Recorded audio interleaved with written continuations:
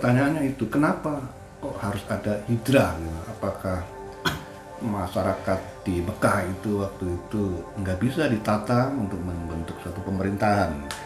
Sesungguhnya kan itu sebenarnya. Ini pertanyaan-pertanyaan itu. Kemudian ada, kalau Anda baca, kita dengar bahwa Madinah itu sudah dipersiapkan sesungguhnya gitu. Sudah dipersiapkan oleh Allah dalam hal ini, sehingga Nabi itu hijrah ke Madinah. Nah pertanyaannya, apakah hijrahnya itu karena terpaksa, karena di Mekah itu nggak bisa untuk dibentuk sebagai contoh pemerintahan yang ya, secara Islami gitu. Jadi ada tekanan dari penduduk yang nggak bisa diarahkan ke sana, atau karena memang harus begitu, harus pindah gitu, ke Madinah. Artinya sudah ketentuan dari awal. Kalau dilihat dari sejarah itu kan kenapa masyarakat Madinah itu sangat sangat antusias dalam menyambut Nabi, dan kenapa orang Yahudi juga banyak di Madinah. Kalau dari cerita-cerita zaman dulu, mungkin dari cerita-cerita rakyat gitu, bahwa sudah diramalkan bahwa nanti akan ada seorang nabi dari Yatsrib, Madinah. Muncul dari situ. Apakah berkaitan dengan itu pindahnya itu untuk memenuhi cerita itu gitu, atau karena yang lain? Nah pertanyaan-pertanyaan itu yang selalu ya sebagai orang yang berpikir untuk mencari jawaban. Kenapa? Apakah karena sudah dinaskan seperti itu, atau karena terpaksa Nabi itu pindah ke Madinah? Nah, menurut saya di samping utusan sudah ada perintah Allah untuk hijrah, mungkin itu menghindari perang saudara yang ada di Mekah. Soalnya semua orang Quraisy itu juga banyak saudara dari keluarga beliau Kanjeng Nabi. Jadi untuk menghindari perang saudara yang lebih banyak atau lebih baik untuk hijrah dulu. Itu di samping itu sudah perintah Allah gitu. Pergi untuk kembali gitu ya? Ya, untuk menghindari sementara, nanti untuk kembali lagi menjadi yang lebih baik. Tapi kalau dikaitkan dengan kekuasaan Allah ya, kenapa nggak ditempatkan di Mekah? Bisa saja kan? Nah Ya, itu tadi Pak Yus. Mungkin ada pelajaran apa yang bisa diambil dari situ? Kalau di situ kan masih banyak suku-suku yang istilahnya kurang sependapat dengan Kanjeng Nabi. Nah, itu daripada nanti ada gesekan-gesekan untuk memicu perang saudara, keluarga dan lain-lain. Ya, jangankan Rasulullah ya, para aulia itu semua atas dasar perintah Allah. Tapi yang dimaksud Pak Gus itu kan sebenarnya hikmah apa di balik skenario itu, di balik skenario itu. Ini prinsip. Dan nanti ini berkait dengan semua hal. Bisa direnungkan lah, bahwa kehidupan itu punya sunatullah, punya hukum alam, punya hukum alam. Ini selain hukum Tuhan, hukum manusia, punya hukum alam yang sering disebut sebagai sunatullah, karena yang menciptakan, menggerakkan alam. Jadi kehidupan ini sunatullahnya itu berpola. Kehidupan itu punya pola, dan karena punya pola, maka kecenderungannya pola itu apa? Berulang. Pola itu Bobo direnung ning awake dhewe. Kejadian yang menimpa kita, yang yang kita pikirkan, yang kita harapkan itu kayak sebuah pola yang berulang. Nah, kalau berangkat dari situ, maka coba lihat semua nabi, terutama yang nabi-nabi pilihan, itu hijrah. Ya. Bahkan Nabi Adam, bahkan Nabi Adam pun hijrah dari surga ke bumi. Nabi Idris hijrah dari bumi ke surga. Nabi Nuh hijrah dari timur ke barat. Nabi Ibrahim hijrah dari Ur di sekitar sungai Tigris dan Efrat ke Palestina. Nabi Yusuf dari Palestina ke Mesir. Nabi Musa dari Mesir ke Palestina. Ya. Bahkan juga Nabi Isa kan hijrah dalam konteks dari kefanaan dari bumi ke langit juga. Tapi karena diangkat. Demikian juga Rasulullah. Pertanyaannya kenapa harus ada pola hijrah kan? Itu yang harus dimain. Kenapa dalam setiap utusan, bahkan para aulia kan sejarahnya hijrah semua. Ya, sejarahnya hijrah. Kita lihat itu ada para habaib hijrah semua. Dari Tarim ke Indonesia. Apakah bisa dikaitkan bahwa kita pun harus hijrah gitu dari kondisi peteng menuju ke yang ya agak terang lah nih. Jadi kan pertanyaannya kenapa harus hijrah secara fisik? Enggak ini Mekah iso lalu waktu itu Medina. Enggak ini Urwe iso lalu waktu Nabi Ibrahim sampai ke Palestina. Karena seperti yang kemarin pernah saya sampaikan, dalam setiap hal, setiap peristiwa itu harus dipahami dalam 4 dimensi. Fisik, pemikiran, pengetahuan, akal, qalbu, dan roh. Jadi hijrah fisik juga harus terjadi sebagai bentuk bagian dari sunatullah kehidupan. Seperti hijrah kita dari kampung ke Surabaya, itu bagian dari pola yang memang sejak awal kehidupan sudah ada. Nah, hakikatnya apa, hikmahnya apa? Hijrah dengan satu berani meninggalkan, keberanian meninggalkan. Iya. Intinya kan meninggalkan apa? Meninggalkan apa? Semua hal, sebenarnya hakikatnya semua hal yang berkaitan berbau visi dunia, apakah itu kehormatan, kenikmatan, konflik, penolakan, itu kan semua berkaitan dengan visi dunia. Itu kisah masing-masing rasul, masing-masing aulia berbeda-beda. Berani meninggalkan sesuatu yang bersifat dunia, vision, visi dunia, menjemput visi, berproses, mendatangi, menjemput, membangun sampai akhirnya visi akhirat. Visi akhirat. Dan dalam semua itu pasti kemudian logika alam yang berjalan. Tidak mungkin sesuatu berpindah, seseorang berpindah tanpa ada alasan fisik, alasan alam, tanpa alasan pemikiran, tanpa alasan kalbu, hati, emosi, sampai pada akhirnya alasan roh, perintah Tuhan.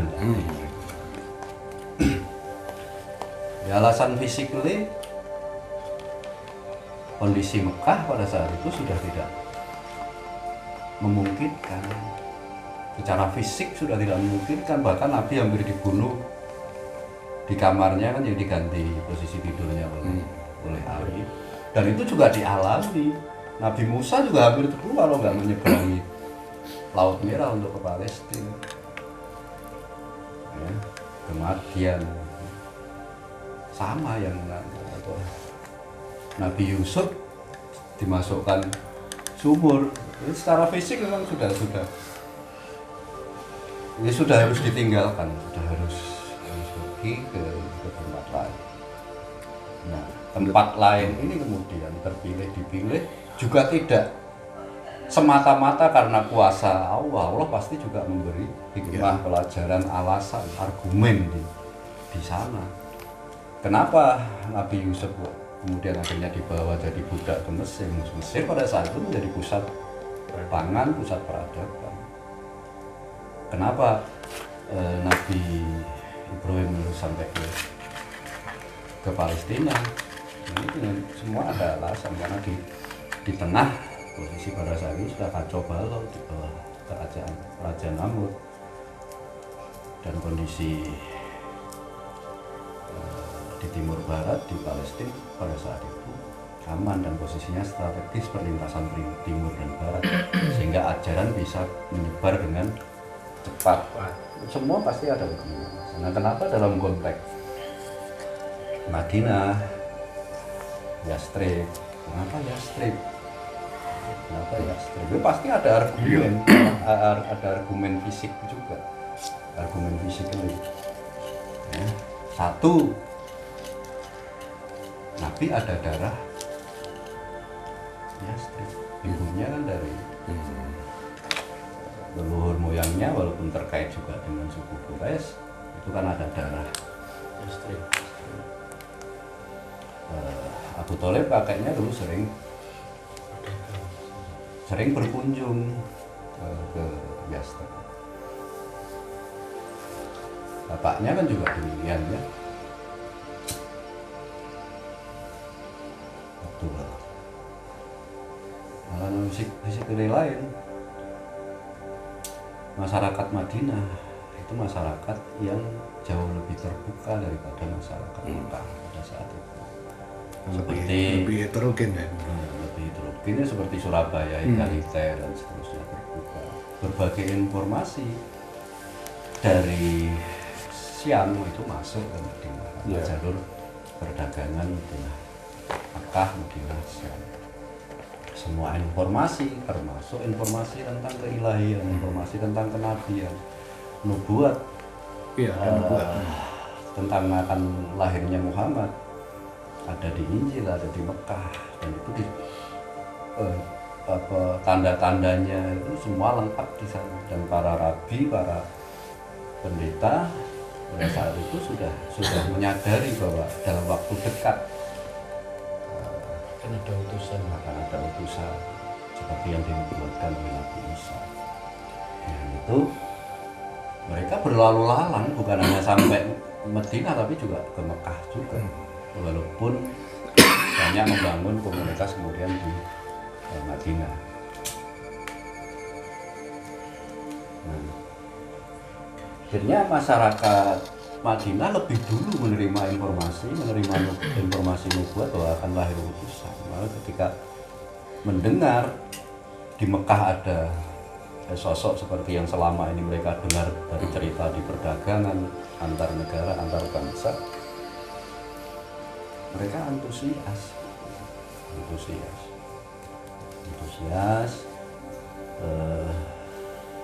bahkan lebih dulu mengirim 12 masyarakat Madinah mengirim 12 utusan, dan kemudian bertemu dengan Rasulullah, terkenal dengan peristiwa Baiat Aqabah itu. Berbaiat 12 orang pertama Madinah pada Rasulullah. Dan lagi-lagi kebetulan pada saat bersamaan di Madinah sedang ada konflik dua suku Madinah kan. Suku apa itu? Poros sama apa lupa saya.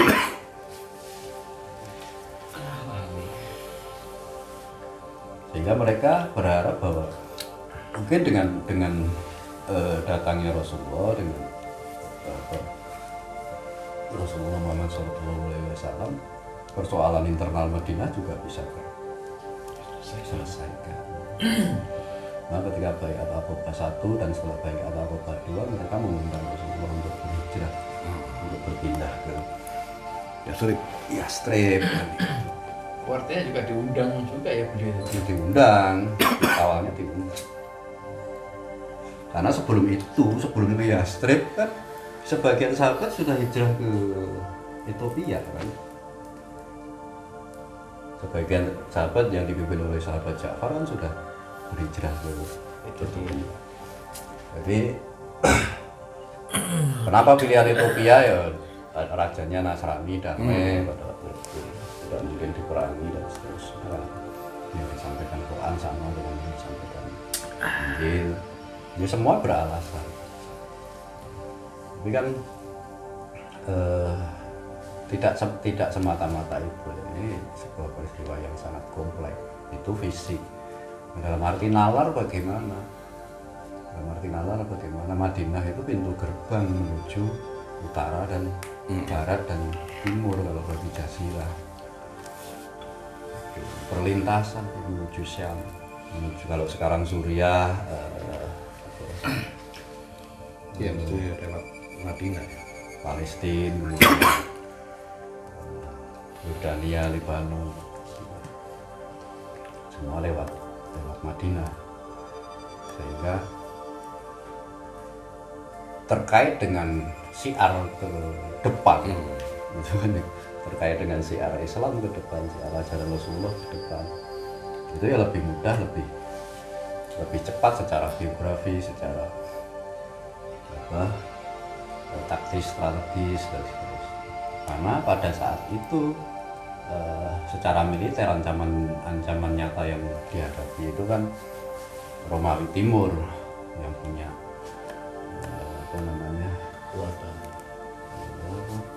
batalion di Suriah kan. Itu kalau di Madinah kan jauh lebih strategis.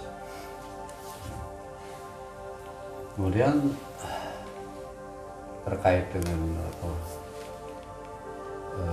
kholbu, terkait dengan kholbu ya hakikat hijrah itu apa sebenarnya? Itu tadi yang di awal sudah saya sampaikan, berani meninggalkan visi dunia menjadi visi akhir Yang lebih baik. Maka bukan hanya jihad kan, yang jihad yang terbesar itu kan memerangi diri sendiri, sama juga hijrah. Hijrah yang terbesar itu adalah bagaimana menggeser kegelapan hati, merubah, kegelapan kolbu, kegelapan pikiran, kegelapan fisik itu menuju yang terang. Dan itu selalu paling berat, selalu paling susah. Semua kita ngalami itu. Untuk pada akhirnya semua langkah itu kalau dimaknai dalam konteks kolbu ya hijrah, harus menjadi upaya hijrah dari kita, bukan hanya dalam konteks fisik kehidupan pekerjaan, tempat tinggal, tapi lebih dari itu, dari posisi tidak paham. Sebelum kita diskusi ini tadi, dari posisi tidak paham kemudian menjadi paham, itu hijrah. Tapi kalau paham kita ini kemudian kita titipi visi dunia untuk kepentingan dunia, kepentingan macam-macam, bahkan kepentingan menipu. Jangan berpikir agama, kadang-kadang kan juga agama digunakan untuk menipu kan. Nah, itu sudah batal kan hijrahnya, sudah batal. Hijrahnya nyasar. Argumen roh jelas. Ada perintah Tuhan, Allah, ada pokok Tuhan. Itu sudah wilayah ruhiyah yang tentu yang paham adalah orang-orang yang pernah mengalami peristiwa itu secara ruhiyah. Rasulullah mau berangkat hijrah dari Madinah dari Mekah ke Yastrib Madinah, ditemani Abu Bakar. Naik apa? Entah. Lama naik unta, dalam proses perjalanannya kan sempat dikejar-kejar kan oleh Suropo dan kawan-kawan menghadapi cuaca panas, padang pasir, haus, lapar, seterusnya. Nggak ada naungannya nggak ada itu. Batu semua. Kalau sekarang sih mulai kelihatan hijau-hijau gitu aja sih. Nah itu fisik, itu fisik. Jadi kalau kita memahami bahwa hakikatnya manusia di dunia itu semua sedang dalam berproses hijrah menuju Allah, ya sama saja, analoginya sama. Naik apa Anda hijrah ke Allah? Kan tujuan akhirnya inai lillahi wa inna ilaihi roji'un. Inna ilaihi roji'un. Kembali kepada numpak opo sampai. Kan pilihannya macam-macam kan, ono sing numpak sedekah, ono sing numpak selawat, ono sing numpak silaturahmi, ono sing numpak melaku bacaan Quran macam-macam. Itu numpakan. Tapi apa nek numpak ngono ku terus ora ono godaan, ora ono sing ujian, ora ono sing ya. Tinggal pada akhirnya kan keteguhan, keyakinan, ya keteguhan untuk terus gitu. untuk terus karena percaya karena ini perintah, dan ini juga perintah pada kita, itu juga perintah untuk kembali kepada Allah, itu perintah. Kita diperintah untuk berjalan dan kembali kepada Allah. Cuma kan dalam perjalanan ini kan godaan juga akeh, ujian juga akeh. Bukan hanya ujian dalam bentuk ancaman seperti yang dihadapi Rasulullah, tapi dalam perjalanan kita, kemegahan dunia, kemewahan dunia, kemegahan tahta, kecantikan wanita, itu kan bagian dari godaan ujian yang bisa melupakan visi kita untuk kembali. Ya tahta wanita iki Pak Yunus. Ada pertanyaan nakal, ya. Kalau memang itu skenario Tuhan, di Mekah nanti tidak kondusif, artinya kan sudah skenario itu bahwa tidak kondusif di Mekah karena ada Abu Jahal. Artinya Abu Jahal itu mendukung kegiatan itu, gitu. Berkontribusi terhadap hijrahnya Nabi. Nah, dalam konteks itu, kenapa kok tetap aja dilaknat dia? Padahal dia mendukung untuk itu sampai Nabi itu hijrah. Ya kalau argumennya argumen skenario, ya jawabannya yang balik skenario. Laknat itu juga bagian dari skenario. Berarti sudah nyasar begitu. Nasib. Padahal umnya itu dia. Bukan umnya. Enggak, karena sebenarnya kan kalau soal itu kan ada beberapa paradigma ya, makanya dulu ada Jabariyah, berbagai aliran itu kan, Mu'tazilah dan seterusnya. Itu karena soal paradigma, soal pendekatan. Kalau di Quran itu kan ada ayat-ayat yang menunjukkan kuasa manusia. Kamu tidak akan bisa merubah, nasibmu tidak akan berubah kalau kamu tidak merubah. Banyak ayat tentang kuasa Allah, banyak ayat tentang kuasa Allah. Semua berperan. Jadi bahwa ada pola baik buruk, jahat baik, itu pola. Tapi kemudian kamu mau menjadi jahat atau menjadi baik, proses yang dia pilihannya masing-masing ya. Yang dia jalani, ada proses di situ karena di situ ada kuasa manusia. Tuhan, alam ini begitu digelar dia punya hukum alam, hukum eksaknya sendiri. Air tidak bisa dicampur dengan minyak, itu kan hukum itu berjalan dengan sendirinya sebagai hukum alam. Dalam maka kalau di Jawa itu kan ada jagat cilik, jagat manusia, jagat gede semesta, jagat pangeran, jagat wong. Nah, kita harus kuat semua dalam posisi itu. Maka kan juga ada alatnya, kan ada ilmu tentang manusia, ada ilmu tentang alam, ada ilmu tentang Tuhan. Jadi dalam setiap skenario itu memang ada oposisi biner tadi, baik buruk dan seterusnya. Tapi nah, kita mau ada di peran antagonis atau protagonis, Ikut yang mana ini? nah itu proses dalam internal kita. Kalau semua dikembalikan hanya pada skenario, maka akan jadi nihilisme, maka ada filsafat nihilisme. Iya. Aku nganggur ini kan wis takdire pangeran. Terus lama-lama kan akan nihilisme seperti itu. Nihilisme. Padahal kan hakikat diturunkannya, diutusnya Rasulullah itu kan justru jangkep nih nilai-nilai agama, nilai-nilai ritual spiritual, jangkep nih makrifat hakikat thariqah dengan syariat. Keempatnya itu bukan sesuatu yang terpisah-pisah, Bukan yang terpisah. tapi sesuatu yang bersama-sama ada berkelindan. Hanya soal Bukan tahapan ya Pak? bukan tahap. Di dalam syariah ada thariqah, di dalam thariqah ada syariah, begitu sebaliknya. Dalam satu itu ada tiga, dalam setiap satu itu pasti ada tiga yang lain.